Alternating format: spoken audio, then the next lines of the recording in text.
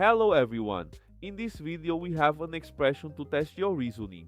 Do not answer too quickly because this type of calculation often confuses many people. Watch closely and let's solve it step by step.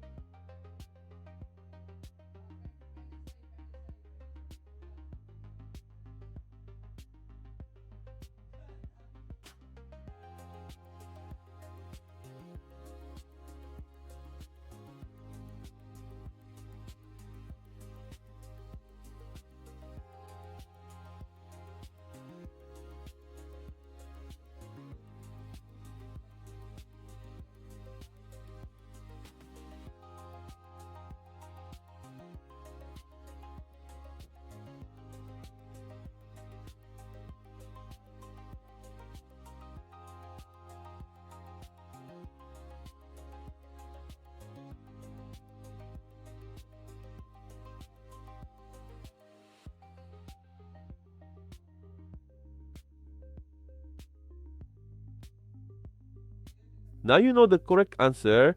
If you got it right, comment below. If you got it wrong, don't worry. This type of expression tricks many people. Leave your like and subscribe to the channel and follow the upcoming challenges. See you in the next video.